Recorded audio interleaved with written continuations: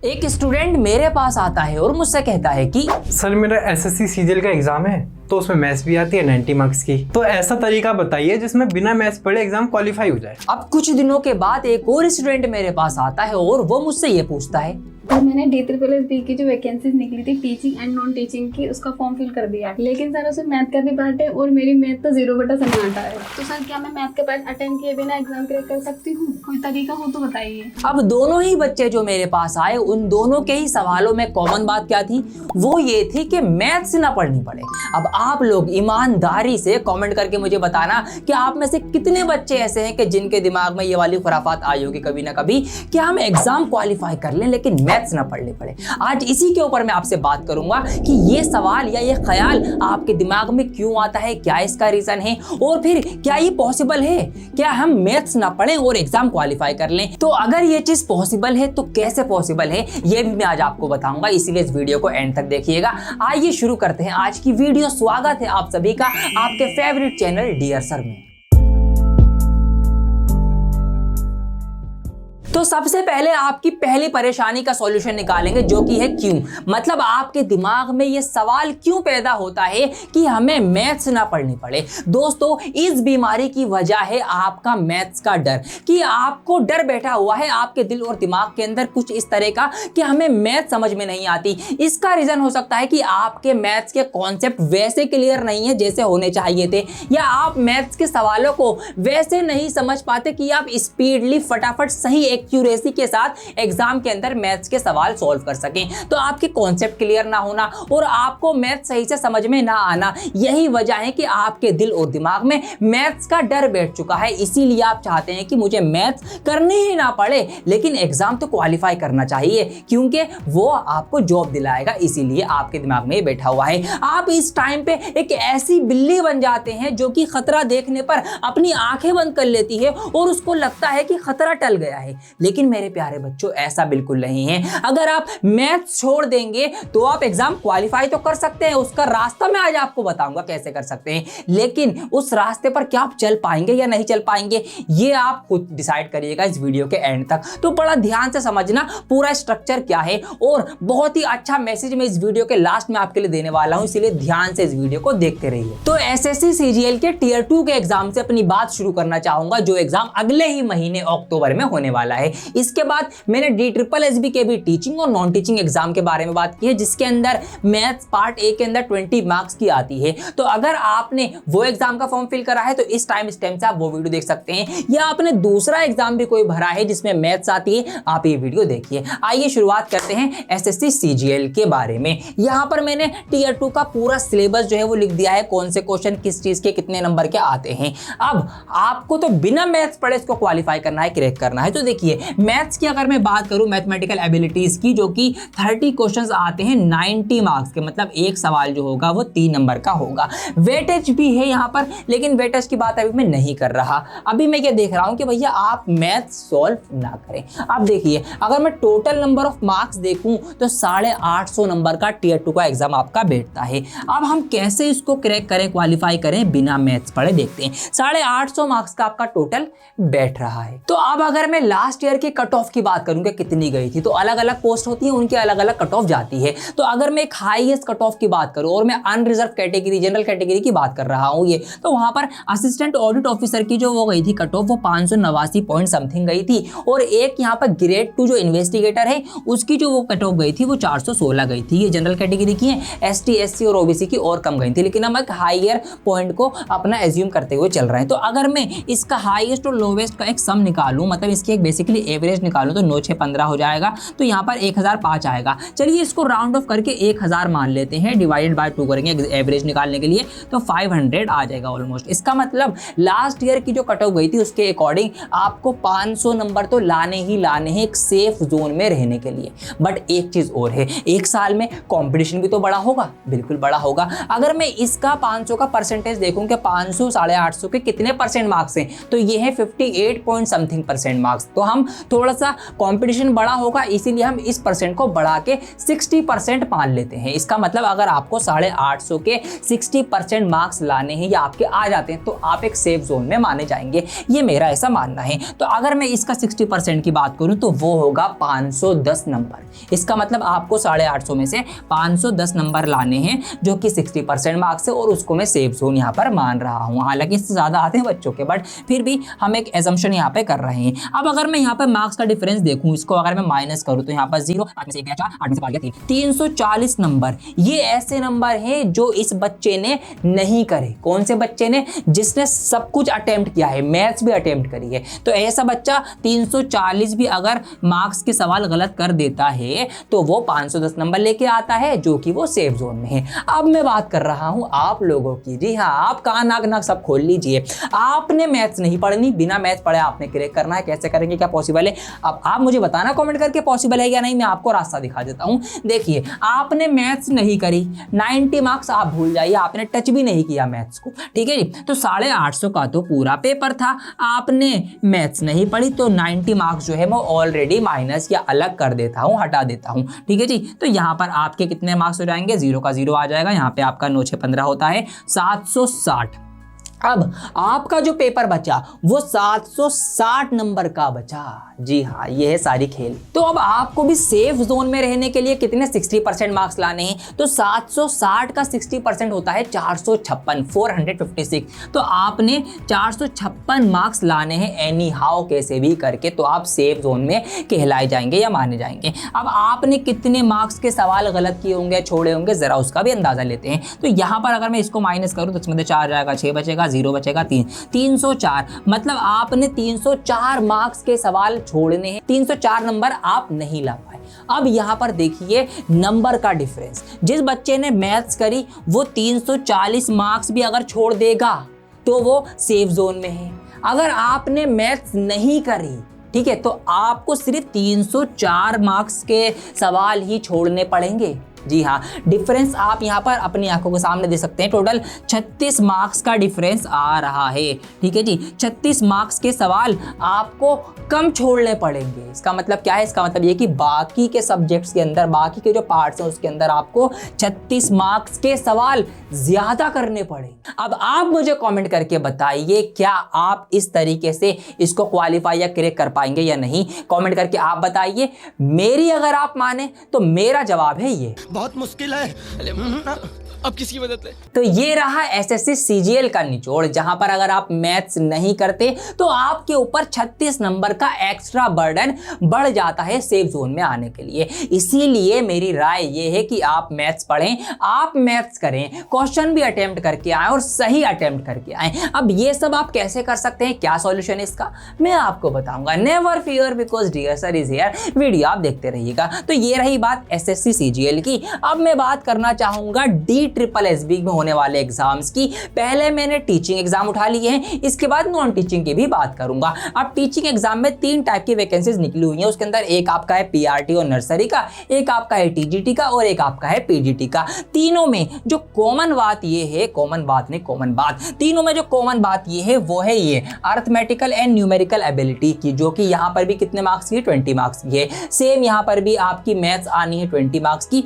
और यही मैथ्स जो है वो यहाँ पर भी आनी है 20 मार्क्स की। बेसिकली इसके अंदर एक पार्ट 1 या पार्ट ए होता है, जिसके अंदर 20-20 नंबर के 5 अलग अलग जो सेक्शन होते हैं। इस तरीके से पार्ट ए उसका पूरा 100 मार्क्स का बनता है और 20 मार्क्स की मैथ्स भी इसके अंदर शामिल होती है। तो अगर इसके पार्ट ए का जो पूरा है 100 मार्क्स का है, जिसके अंदर से क्वालिफाइंग नेचर भी है कि आपको इतने मार्क्स लाने ही लाने हैं क्वालिफाई करने के लिए, तो आइए इसका मैं आपको समझाता हूं। तो अब अगर हम वही 60% को सेफ मार्क्स मानते हुए चलें तो आपको 100 में से 60 नंबर लाने हैं।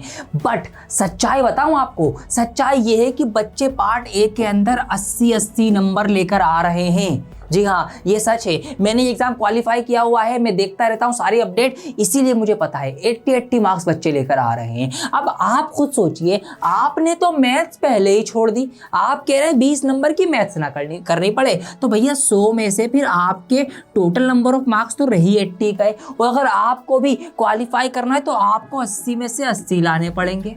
तो भैया इसका मतलब ये कि आपको फिर कोई भी सवाल गलत नहीं करना पार्ट ए में। बाकी के जो आपके हैं रीजनिंग हो गई, इंग्लिश हो गई, हिंदी हो गई, आपकी जनरल अवेयरनेस हो गई, सब में सारे सवाल सही करने हैं। आप खुद सोच के बताइए, अपने आप को अपने गिरबान में झांकिए और सोचिए क्या आप ऐसा कर पाएंगे। मेरे हिसाब से तो वही जवाब है। क्या बहुत मुश्किल है।